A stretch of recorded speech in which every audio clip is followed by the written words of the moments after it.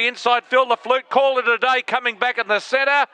Phil the Flute fends them all off. It's all Prince Ziggy, and Prince Ziggy wins it by 2 lengths to Paramu's Boy. Yeah, great weekend, wasn't it? Both those horses went really well. We've had a little bit of a run of a bunch of placings, but good to see those 2 horses win well. I thought Phil the Flute was very tough the other day. She was gone on the corner, and Jamie Mott said that she just sort of struggled to get through the real heavy track.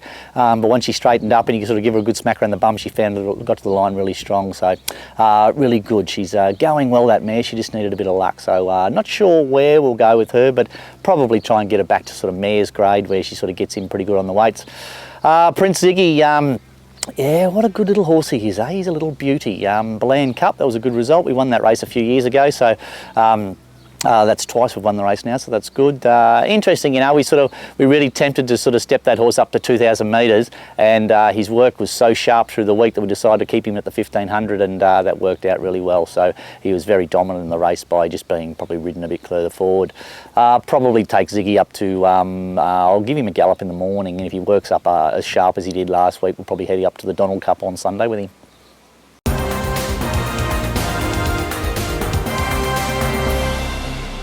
Okay, now runners this week. We've got a really busy weekend, as I alluded to a couple of weeks ago, that we've got a heap of horses that are up and ready to go. So Dunkeld, probably I reckon arguably one of the best country race meetings of the year anywhere. It's a beauty, Dunkeld.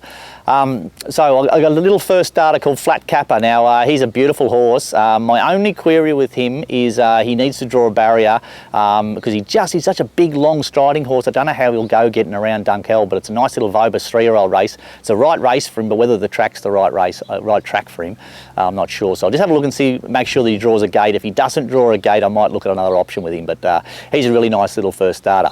Horse called Sistine Avenue. We bought him quite a while ago. He's impeccably bred, the horse, and he's had an injury with his previous trainer. We've given him probably nearly a year off, and we've slowly sort of brought him up. He's had a couple of jump outs, and he seems to be going pretty good. Certainly gallops up okay. So once again, whether Dunkeld's the right track, I'm not sure. Big, long striding horse again, but we'll just see. When these horses are way down in the ballot, you sort of have to take what you can get. So hopefully he can earn some prize money on the weekend and be put right into the race. Ironically, Hums had his very first race start last year at this meeting, and was probably a good thing beaten, but he's been right around about the mark, and he should bounce, and once again, if he can draw a gate, he should bounce and sit outside the leader, and he should be all over this sort of race. Expect him to be pretty hard to beat. Also Honey Wine. Now Honey Wine's been really close to the mark. He's only got beaten a length or so on Geelong Cup Day.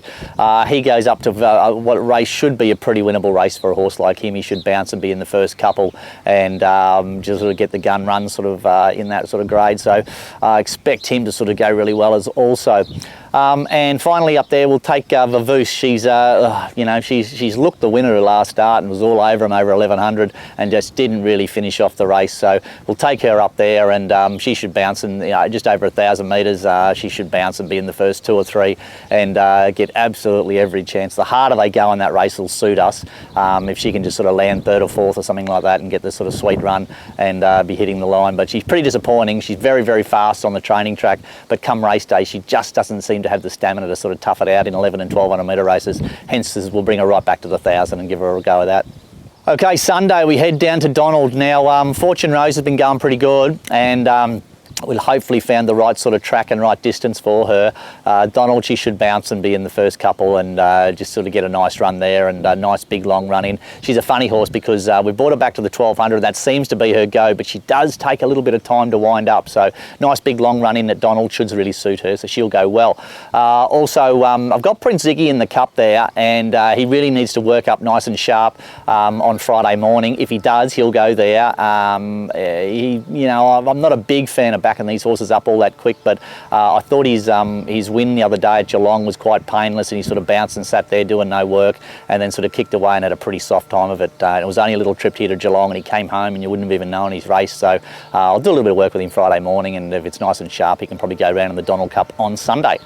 Now, also on Sunday at Geelong, I've got Gamby's son. He was pretty disappointing first up, struck a heavy track, and I thought he was, he just didn't let down at all. So I'll be really monitoring the track here at Geelong on Sunday. I want to get him up on top of the ground. He'll go round there, and also a horse called Exigency. I had him in at Ararat the other day, and we're driving to the races, and the car blew up.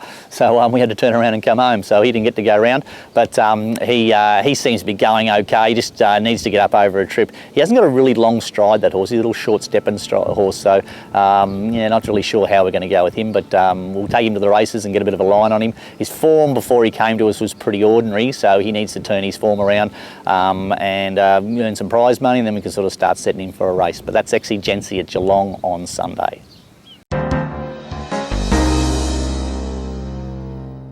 Hi guys, welcome to Around the Stables. This is a horse called Flat Kapper. He'll have his first start at Dunkeld on Saturday. He's a nice big strong horse. He's pretty green sort of still on it. He likes to have a bit of a look around and things like that, but sort of taking him a while to sort of get fit. He's had a couple of trials now. Yeah, he's certainly got enough ability, being by Capiro. He's comes from about a good speed sort of family, and yeah, he's certainly got enough speed to win a couple of races. Walking around the stables, he's not 100% sure about everything, but I'm sure with age and maturity and racing, that'll come together, and he'll win a couple of races, no doubt.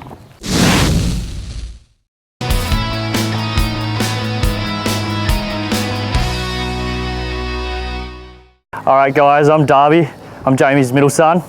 So I'm a bit different, but help out around the stables, do a bit of maintenance, do a bit of mowing, fix up a few fences, the odd jobs, that's about it.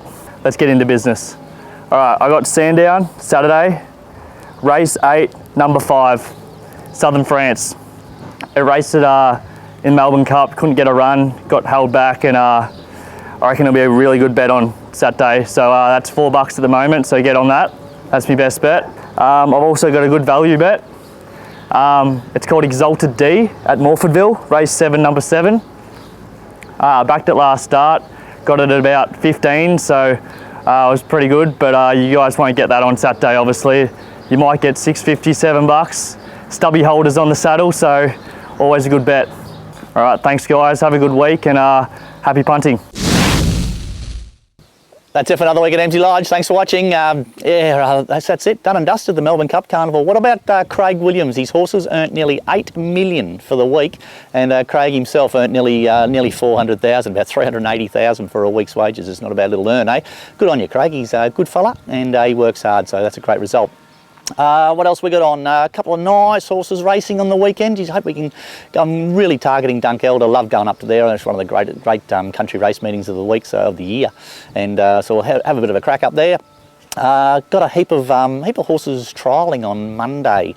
Meninga, Manza, a couple of first starters. So yeah, really busy sort of week. Got races Saturday, Sunday, and a lot of trials on Monday. So hopefully for the next 2 or 3 months, we're going to have quite a few horses racing, and hopefully get a few winners. It'll be good. Till next week. I'll see you later. Hey all, yeah, welcome to another week of Emsley Lodge here. Yeah. The stable's going real well. Flute winner on Friday night. And Ziggy on Saturday. How good's the stable going? Nah, that was a crap impersonation of Jamie.